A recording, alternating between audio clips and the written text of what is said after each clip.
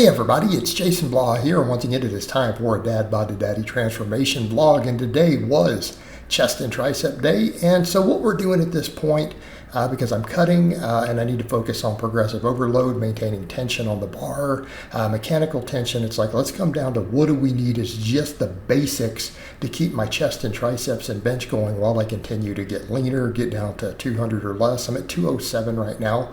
So I decided to ramp up to a good solid training max on the bench, and then we basically need 3 exercises for chest and tricep day. So the 315 was pretty easy, so I decided to come in and do a nice long pause of 335, keeping in mind these are flat back, right? We're pinkies on the rings, no arch, we're flat back, flat heel, no belt in those wrist straps. We're just keeping this real raw, just trying to get a nice solid clean bench.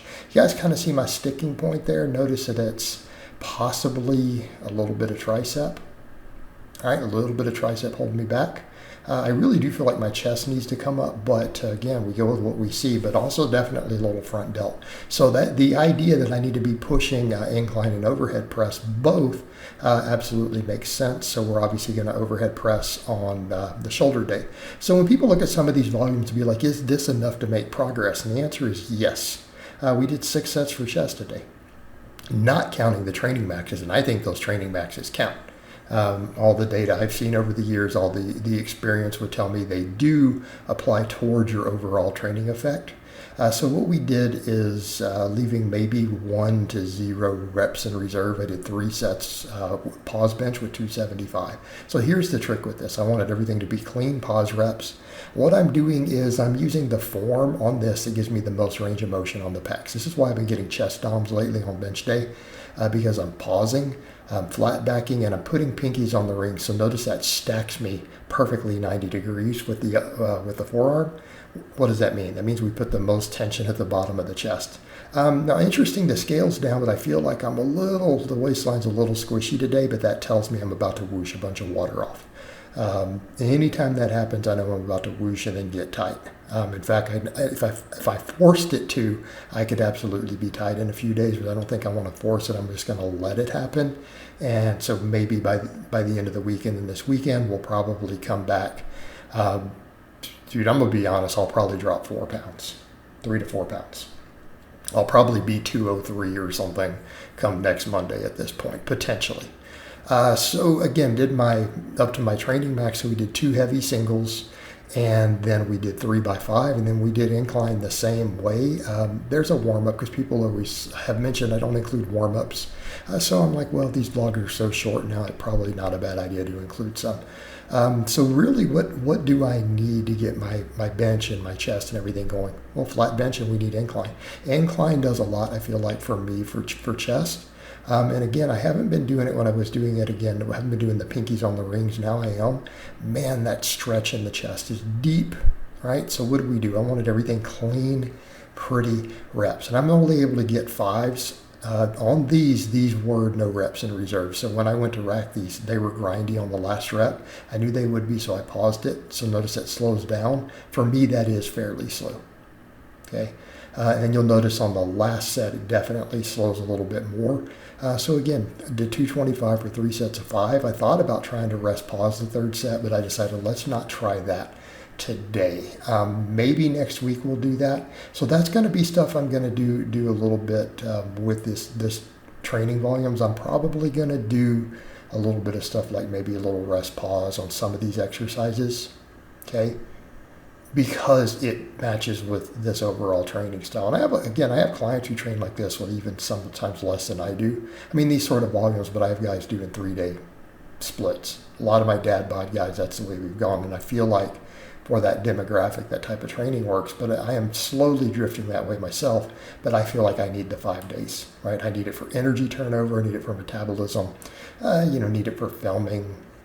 But quite frankly, if my goal was just to be, jacked as efficient as possible, I'd probably do 3 days.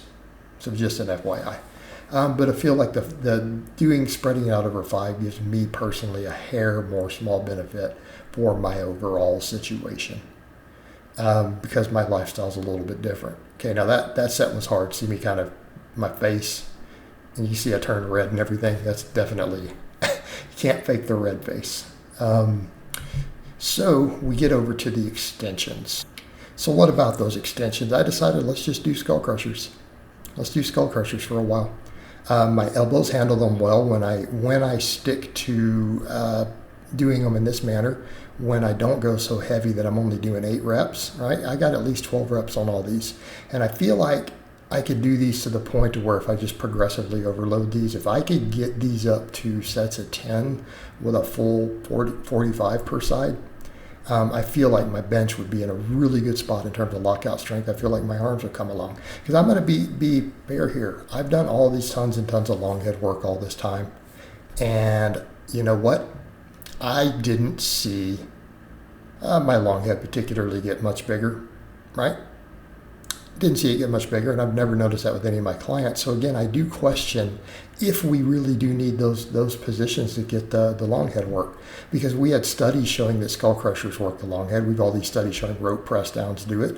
Tons of guys have built big, meaty long heads on their triceps just doing normal tricep work. And skull crushers are a staple. Like this, they have built so many big benches if you have the elbow tendon health and you're careful on these.